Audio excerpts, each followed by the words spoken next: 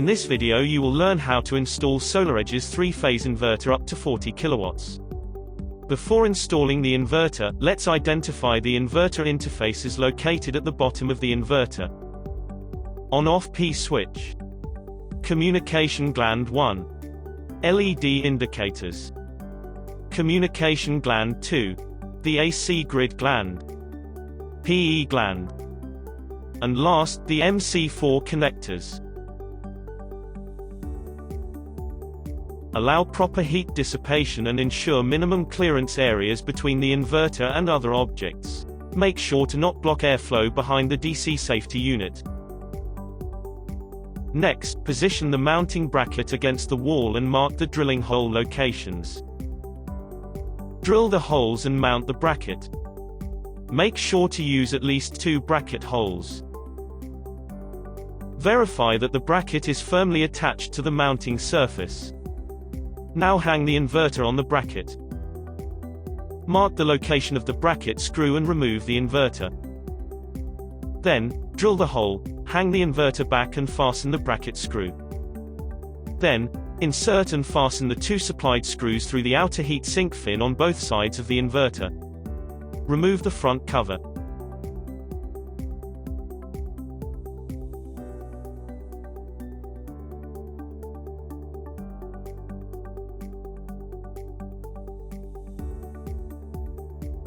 Now, connect the DC connectors from each string to the DC plus and DC minus MC4 connectors according to markings, shown at the bottom of the unit.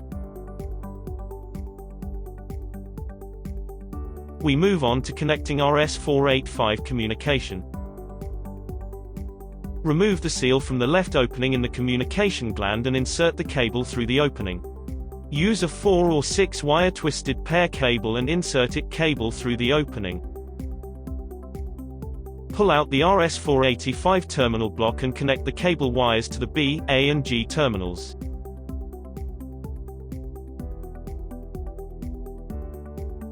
Then, push the terminal block back to its place. Remove the seal from the communication gland and insert the cable through the opening.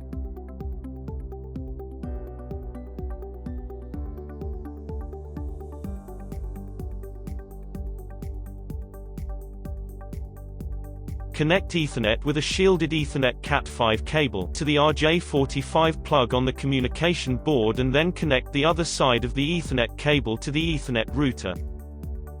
Then, tighten the gland nut.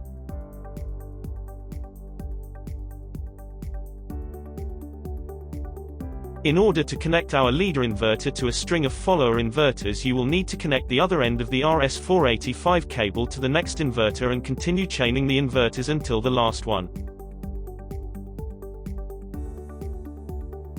In case you are connecting more than one inverter, you will need to move up the SW1 termination switch of the first and last inverters to the on position. Last step is connecting the inverter to AC. Use a cable in a diameter range of 19 to 28 mm with wire cross-section of 4 to 16 square millimeters. Strip 10 to 11 mm of wire insulation.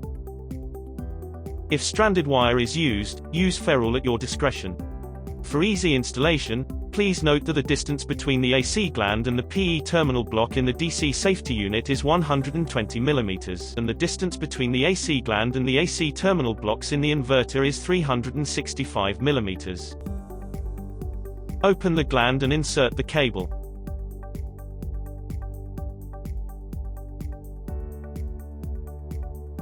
Please note that if you are using a 4-wire cable, you can pass the PE wire through the PE gland instead of through the AC gland.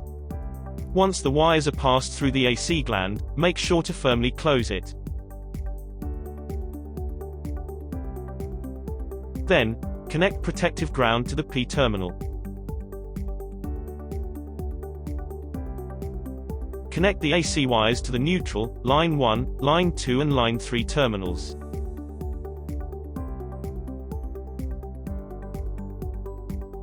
To end the installation, close the inverter cover, fasten the screws and lastly turn on the AC circuit breaker. For any other issue, use our tutorials and instructional videos on our YouTube channel.